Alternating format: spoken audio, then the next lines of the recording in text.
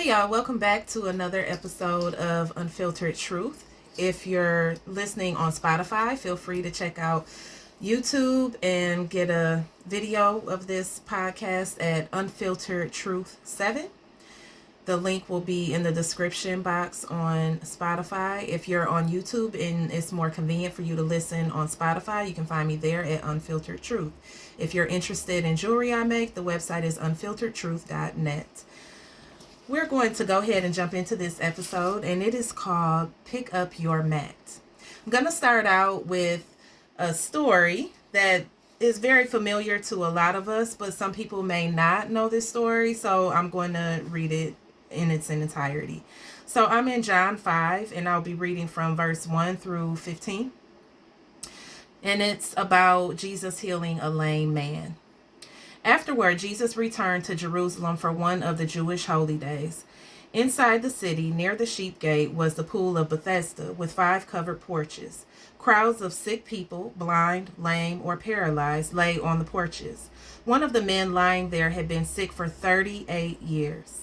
When Jesus saw him and knew he had been ill for a long time, he asked him, "Would you like to get well?" "I can't, sir," the sick man said, "for I have no one to put me into the pool when the water bubbles up. Someone else always gets there ahead of me." Jesus told him, "Stand up, pick up your mat, and walk." Instantly, the man was healed. He rolled up his sleeping mat and began walking. But this miracle happened on the Sabbath. So the Jewish leaders objected. They said to the man who was cured, "You can't work on the Sabbath. The law doesn't allow you to carry that sleeping mat." But he replied, "The man who healed me told me, 'Pick up your mat and walk.'" "Who said such a thing as that?" they demanded. The man didn't know, for Jesus had disappeared into the crowd. But afterward, Jesus found him in the temple and told him, "Now you are well, so stop sinning or something even worse may happen to you." Then the man went and told the Jewish leaders that it was Jesus who had healed him.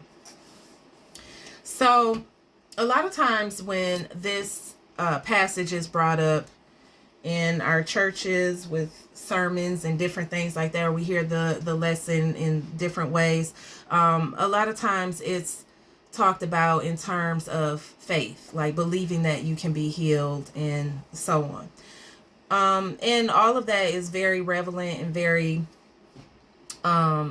meaningful. I want to take a slightly different approach as I discuss and unpack this with you all. So first of all, I want us to just kind of get in our minds of what was going on with this man. So he's sitting alongside this pool that's supposed to be able to heal him if he jumps in it or if he gets in it in some way. If he touches the water, then he would be healed. That's what this healing pool of Bethesda was all about. The water has to be bubbling and you get in right at that time and then you're healed. Well, the man was lame, meaning he was paralyzed, and he was sitting on his mat, and that's where he stayed for 38 years. So 38 years sitting on this mat and trying to get over to the water, but everybody else can just run and jump and splash and get their way before him, was very discouraging to him. So he remained on that mat for 38 years, thinking that he was just never going to be able to get healed. Okay, he would never make it to the pool in time. He needs someone to help him, lower him down into the pool for him to be healed. And no one was trying to help him because they were all trying to help themselves. So that is the mindset of the man as he's sitting there at the edge of Bethesda. So when Jesus comes, he says only 2 things to him. He actually says 3 things to him throughout this entire thing, but 2 things he said to him during that time. The first thing he asked was, "Would you like to get well?" So that suggests that maybe he didn't want to get well. Maybe he had trapped himself into this victim mindset of being stuck on this mat, being limited to this mat, and this would be the experience that he should expect or anticipate for the duration of his life. He didn't know how he was going to get healed. He felt like he needed someone else to lower him into the pool, to help him get into the pool, to do something. Okay. And so, and even in this moment, he's asking Jesus to heal him. Okay. Now, actually, he was not asking first. Jesus asked him, "Would you like to get well?"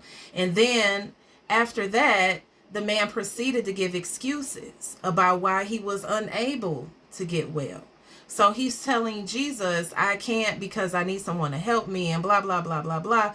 And so even in that moment, he has this person who is able and capable of helping him, of healing him, but he is stuck in his victim mentality of, "Oh no, I can't get healed. There's just no way. I need somebody to do this, this, and this, and it's just not happening for me."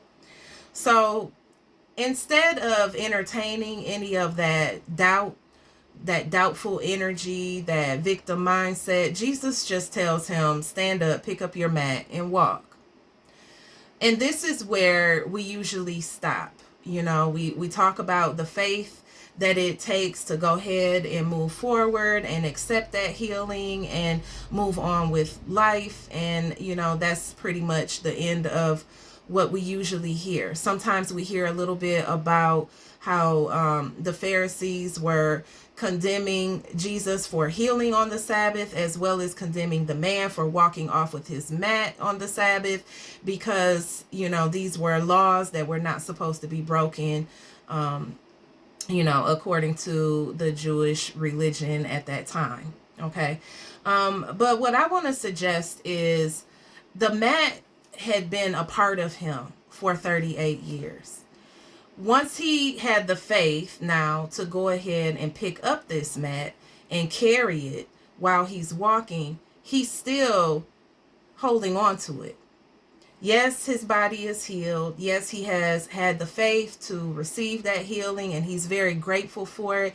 The story continues about how he went through the streets and he was happy and, elated and whatnot. And that is how he ended up being condemned by the Pharisees, telling him that he wasn't supposed to be carrying this mat in the first place. Okay. So he had the victim mindset first, like, this mat is all I know for 38 years. I'm paralyzed, I'm lame, this is my life. Now he receives this healing, pick up your mat and walk. He picks up the mat, which he once sat upon for 38 years because he felt he couldn't move, and now he's carrying it. So even though he's moving forward, this is still very much a part of him. He has the memory of what this mat represented as he sat on it and was stuck, physically stuck for 38 years. So he's carrying it along with him. Okay. Eventually, at some point, and the Bible does not say this in the story just pretty much ends right there. But we can infer that since the man is able to walk, he has embraced and received his healing. At some point, he's going to realize he doesn't need this mat anymore. He can release it. He can give it to someone else so that it serves them in their time of need. He could, wash it or, repurpose it, or he could, throw it away altogether because it's no longer necessary for him in his everyday life. They do mention that it was a sleeping mat. So, back in this time, that may have been the only bed that he had. Obviously he didn't have a home per se, but we can assume that as he's walking through the streets and he's, rejoining with his family and, different things like that, everything is all celebratory. Things likely took a turn for the better. As long as this third part that Jesus says, "Now you are well, so stop sinning, or something even worse may happen to you." And even that part, I just want to take hold of that real quick. If he's holding on to this mat, his sin in that moment of, being lame for 38 years and stuff, his sin was not the fact that, it doesn't even say what he did to end up in that spot. But his sin was not having faith, not believing that he could be well, not believing that he could even be healed if that's what he wanted, not recognizing that he was kind of in his own way by not being clear on whether he wanted to be healed or not. So as he's walking forward and he's carrying on to this mat, he's carrying this mat as he's moving forward, there's still that piece of him that could potentially revert to that victim mentality and, become a victim to some other circumstance. Maybe not the same circumstance, but to something else. It could be, like he didn't have a home. So it could have just been that. I'm out here, I'm never going to have shelter. It could be that. It could be a money thing. He could become a victim of poverty, in the poverty mindset and things like that. So this mat represents so much. This mat represents our subconscious mind, our subconscious beliefs about ourselves, the limiting beliefs that we put on ourselves, the things that we choose to believe consciously, but also the things that have become embedded in us subconsciously. And this is where things get a little bit deep. So our subconscious mind it controls 90% of what we do, over 90% of what we do. The rest is our conscious mind. So we consciously think about what we're going to say, what we're going to do. But the bulk of everything that we do, we're on autopilot. It's just natural for us to get up, brush our teeth, use the restroom, wash up, take a shower, get our clothes, get in the car, drive to work. All of this stuff is subconscious. Okay, we do it automatically. We don't have to really think about that. And there are some ways that we think and believe and feel about ourselves, about other people, that are also subconscious. These are things that we're not actively thinking about. You could think a lot of negative things to yourself and then in turn have negative self-talk, and then now you're in this loop of struggling with confidence and self-esteem. So if we're not paying attention consciously to what is going on within us on a subconscious level, we don't have any victory over that. So we can quickly get into that victim mindset of, oh, this is just how I am. Oh, that's how I've always been, and I don't know how to do it any differently. So that's no different than this man sitting on this mat for 38 years, believing that he would not get healed or thinking that he couldn't get healed. It's no different than that. If we think that we've always been broke, so we're going to always be broke, money is hard to come by, money is hard to hold on to, etc., then that becomes a part of our subconscious. And this could be confirmed through experiences that we have, and, other things that other people say to us. And so it just adds up and builds on and solidifies that subconscious belief that we have about ourselves, that limiting belief that we have about ourselves and what we're capable of. So the mat on the ground represents all of those inner struggles, those subconscious beliefs, limiting mindsets, and things that we feel we're unable to break out of or break free from. Now, once we realize, okay, I can get past this, we pray, we ask God to help us, we, ask him to direct our steps, so on and so forth. And now we're able to move forward and we're able to do a new thing and, embrace and receive whatever healing or deliverance we feel we need. And now we're walking forward. We have that subconscious belief in our backpack, so to speak. It's still up under our arm. We're holding this mat up under our arm and we're walking, and we remember very vividly that this was a part of us, that this still has the potential to resurface. Okay. I could use the example of illness or even, addiction.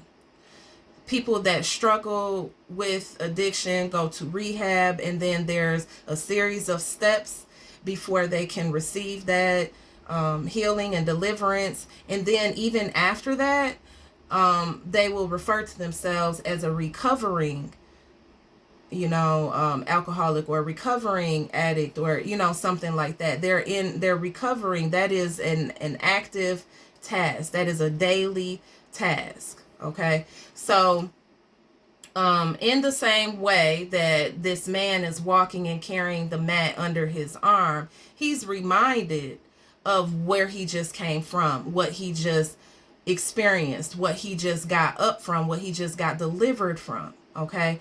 And many of us are the same. We can look for a job because we don't have a job, and we look and we pray for a job. And, we have these moments of doubt where, like, are we going to get a different job? How is this situation going to be resolved? And then boom, we, experience a blessing, and now we have a new job and we're so happy about it. We call our friends, we tell our friends and all of that stuff. But we remember very vividly what it was like to be without a job. And so even though we're in the new job, we can develop a sense of anxiety or fear, and, really just fear of becoming too attached to that position, because we know what it's like to have the rug ripped out from under us. No pun intended. But seriously, like, we can remember what that situation is like, and we hold on to it. We remember. And so if something were to, cause us to get triggered or something, then we can instantly go back into that other victim mindset, where now we're feeling like, oh no, here we are again in the same situation. I'm about to lose this job, or, what if this and that, the place starts talking about layoffs. Automatically we're thinking we're in the top, 3 or 4 people to be released from that job. And, we automatically just jump there, totally forgetting about God's favor, about, deliverance, about healing, about whatever else, whatever blessing that we receive, forgetting all about that and jumping right into our old frame of mind and letting our subconscious beliefs take over, feeling that this is all there is, this is all there can be. Okay. Now I want to take it one step further. Now, if this man is healed and he's excited about it, he embraces that, he realizes at some point, I'm not going to need this mat, and I can use it this way. Let's consider this mat sort of like a wheelchair. Okay. If he can walk, he's not going to need the wheelchair anymore, right? Because he knows that he can walk now. This is not necessary. In those days, they didn't have that though. So this is the mat that is representing that. Okay. So at some point, he's going to realize, I don't need to sit on this mat anymore because I'm good now. I can walk. I can let go of this thing that has been a part of me for so long, because it no longer resonates with me. It's no longer a part of my identity. It's not who I am. Yes, I used to see myself that way, but I don't see myself that way anymore, because I recognize the power that God has over my life and what he has done to deliver me from certain things. So I can let that go. Okay. So picking up our mat is a physical activity. When Jesus told him, pick up your mat and walk, those are 2 actions. Actually 3 he gave him. He told him, stand up. That's the first one. Pick up your mat. That's the second. And walk. That's the third. Okay. So first, standing up, getting out of that victim mentality, recognizing where we are and where we have been. Recognizing that we have been allowing ourselves to be a victim of our own life, of our own circumstance. We acting like we don't have any power over anything, but God is in us and he is all powerful. So we absolutely have power over these circumstances. We don't have to be a victim to anything. Okay. The next one is pick up your mat. To pick up our mat is to take accountability.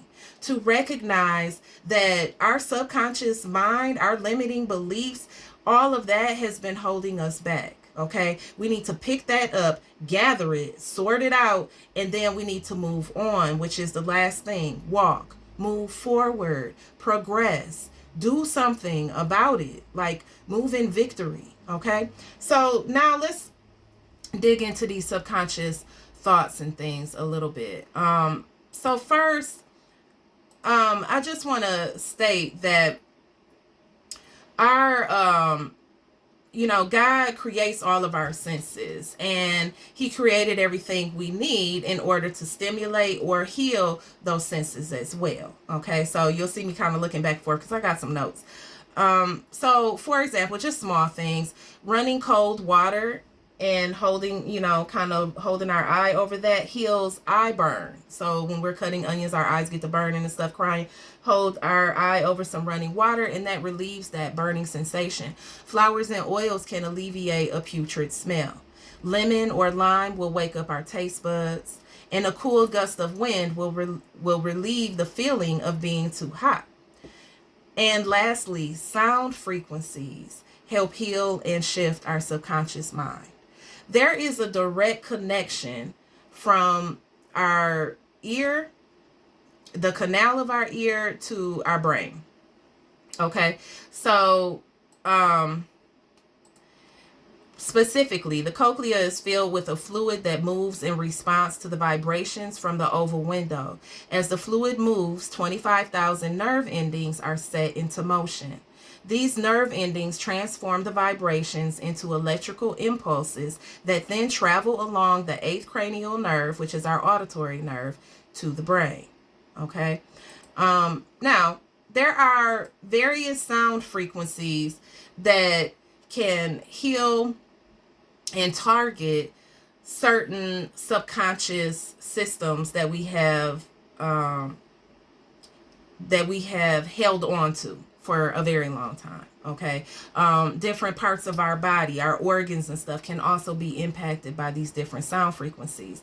And I'm going to share this link in the comments on YouTube, as well as in the description on Spotify. This is a website that has a chart of the different sound frequencies, the organs that they associate with, and different things like that. And this chart was created by Reverend Jamie Westrom. Okay, and there's a whole long description in this, but basically the point of it is all these sound frequencies were produced naturally using stringed instruments, tuned and calibrated to a musical pitch system using A equals 432 hertz as a reference pitch. By the way, 432 hertz is the sound frequency of nature. The number sequences measured in hertz in this reference vibrate in alignment with PHI ratio, the golden mean, close to the symmetry of the Fibonacci sequence found frequently in the natural world. If you're not aware, the Fibonacci sequence is also referred to as God's fingerprint. We can see it in our fingerprints because we're created in his image. Also, the rings that are in the tree trunk, the way that cabbage and flowers and other plants spiral, they have a spiraling to them. Even our hair, the way that our hair grows in a spiral. All of this is representative of the Fibonacci sequence and can be broken down into a mathematical equation, and that is referenced as God's fingerprint. Now, these sound frequencies, you can just look them up on YouTube. You can literally do you can do like, let's say you're having anxiety. You can look up sound frequencies for anxiety. And on YouTube, there will be a long list of musical choices that you could choose from. Some sound more like music. Some are more just like solfeggio tones or binaural beats. But whatever it is that you like, that feels good to you, you can put some earbuds in, or you can just listen and play it out, in your environment or what have you. And that shift will occur within you because our opening to our ear goes directly to our brain, and all of this is based on vibration. Okay. And so these vibrational frequencies target those areas where we need a little bit of support or maybe even some healing in certain areas. The point that I'm making is God is amazing. God designed us so intricately and intentionally, and there are so many things at our disposal where He also created them for our benefit. No one else can create sound. God creates sound. Okay, now we can tune it, we can adjust it, we can do musical instruments or not, or what have you, but the fact that sound exists is a God thing. No man can just come up with sound. So the fact that sound frequencies go into our ear at a vibrational frequency, and then if we choose certain ones, we can target our kidneys, we can target our stomach, our brain to, unlock or even heal some subconscious beliefs and things like that. All of that is so important. Even shifting our subconscious in our, right before we go to sleep and then soon as we wake up. A lot of times we'll say, pray and give thanks before you even get out of bed, okay? And that is so powerful because we are affirming that God has power. God is almighty. God is victorious. And He is living within us because that's what He chooses to do. And so when we take that stance before we even get out of bed in the morning, we are saying to God, okay, let your will be done and not mine. Show me what I need to do to be at my best, to be in alignment, to, and we are allowing Him to reprogram our subconscious. If we wake up right away and we start thinking about our problems and complaining about how bad our day is going to be, then we're going to create that victim mentality. We are now carrying our mat again, expecting the day to go awry, and we're prepared just in case we got to sit down for another 38 years. At some point we have to take accountability. We have to pick that mat up. We got to, carry it maybe for a minute so we can remember. And then at some point we have to release it. We have to let it go because it's no longer necessary. And the way that we do that is by shifting our subconscious mind so that we can believe the things that God says to be true about us and who He is and how He operates within each of us and our lives. So, the moral of the story is, what do you need to let go of? What's on your mat? Where is your mat? Is your mat on the ground? Are you carrying it? Did you release it? Are you stuck in a victim mentality, or have you moved on from that? You accepted that you did the physical work to do something, maybe to lose weight, but mentally you're still struggling with body dysmorphia and you're having a hard time accepting that you are in fact thin now, or healed now, or not broke anymore, or whatever the case. Okay. And once or are you at the point where you can let this go now? This was a part of who you were in the past, but it is not who you are now. So you were sick, but you're not sick anymore. So now you can walk in wellness. You can be delighted because you have a healthy life, and you can enjoy everything about your life, and you can claim that health over your life. Okay. Where are you? Where is your mat? So I encourage you to take a step back and just reflect on what's going on in your subconscious mind. If there's things that you feel you need to release, take charge of, and reshift, understand that that is part of your responsibility. You can give your thoughts and emotions over to God, but as far as you taking charge and shifting those things, that is the pick up your mat and walk part. That is the standing up, realizing that it can be done. And then the picking up your mat is actually putting in the work to do that. And then the walking is accepting that now it has been done and you don't need to be held back anymore. You always have the power over your circumstances as long as you allow God to be powerful within you. On that note, thank you so much for joining me on today. And I want this to be a reminder so you never forget that God is always in control, and you always have the authority to pick up your mat at any time. Pick up your mat and walk.